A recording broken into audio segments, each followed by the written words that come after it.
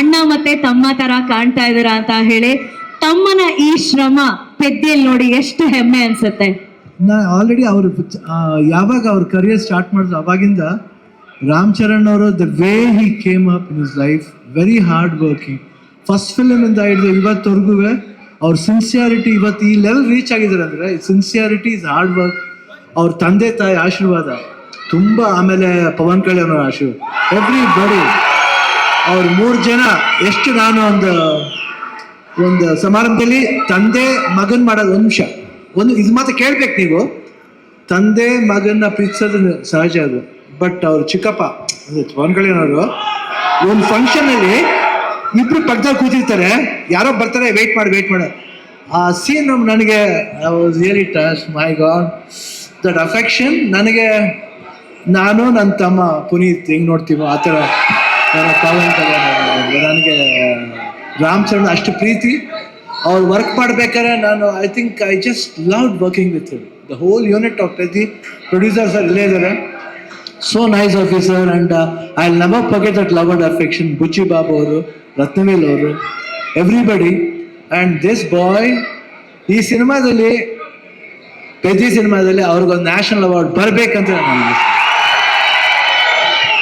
ನಾನು ಅಷ್ಟು ಆಸೆ. ಯಾಕಂದ್ರೆ ನಂಗೆ ಗೊತ್ತು ಬೆಂಗಳೂರು ನಮ್ಮ ಊರಲ್ಲಿ, ನಮ್ಮ ಕರ್ನಾಟಕದಲ್ಲಿ ಎಲ್ಲರೂ ಗೊತ್ತು, ಇವರೆಲ್ಲ ಎಲ್ಲರೂ ಗೊತ್ತು.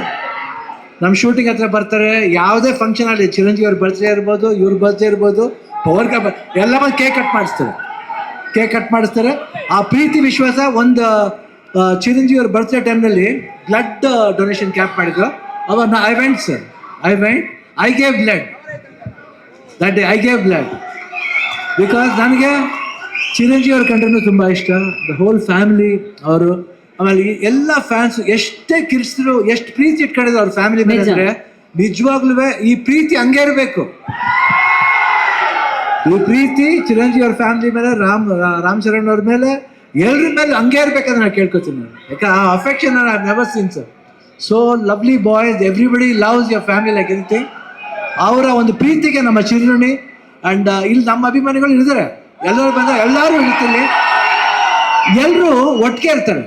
ಈ ಭಾಷೆ ಭೇದ ಭಾವ ಇಲ್ಲ ಇಲ್ಲಿ. ಕರ್ನಾಟಕದಲ್ಲಿ ಯಾವುದೇ ಭಾಷೆ ಬರಲಿ ಎಲ್ಲರೂ ಸ್ವೀಕರಿಸ್ತಾರೆ, ತುಂಬ ಪ್ರೀತಿಯಿಂದ ಇರ್ತಾರೆ. ಅದು ಕನ್ನಡ ಜನತೆ, ಅದು ಯಾವತ್ತೂ ಮರೆಯೋಣ ನಾವು. ಅವರು ಅಷ್ಟೇ ಪ್ರೀತಿ ಇಟ್ಕೊಂಡಿದ್ದಾರೆ. ನನಗೆ ಭಾಳ ಖುಷಿ ಆಯ್ತು ಇವತ್ತು ಪೆದ್ದಿಲಿ. ನಾನು ಒಂದು ಈ ಪಾತ್ರ ಬಂದ ತಕ್ಷಣ ಎಸ್ ಸರ್ ಅಷ್ಟೇ.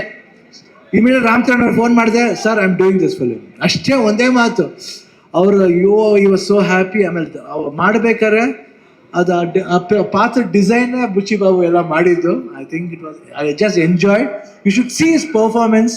ಆಮೇಲೆ ಕಾಂಬಿನೇಷನ್ ಇದೆ, ಒಂದು ಬಾಂಡೇಜ್ ಇದೆ, ಎಲ್ಲರಿಗೂ ಇಷ್ಟ ಆಗುತ್ತೆ ಅಂತ ನಾನು ಭಾವಿಸ್ತೀನಿ. ದಯವಿಟ್ಟು ನೋಡಿ, 4ನೇ ಬಂದು ನೋಡಿ. ಈ ಸಿನಿಮಾ ಬರೀ ಸ್ಪೋರ್ಟ್ಸ್ ಮಾತ್ರ ಅಲ್ಲ, ಒಂದು ಎಮೋಷನ್ ಇದೆ. ಎಮೋಷನ್ ಎಲ್ಲಾದ್ರಲ್ಲೂ ಅಷ್ಟೇ, ಜೀವನದಲ್ಲಿ, ಆಟದಲ್ಲಿ ಎಲ್ಲಾದ್ರೂ ಒಂದು ಎಮೋಷನ್ ಇದೆ.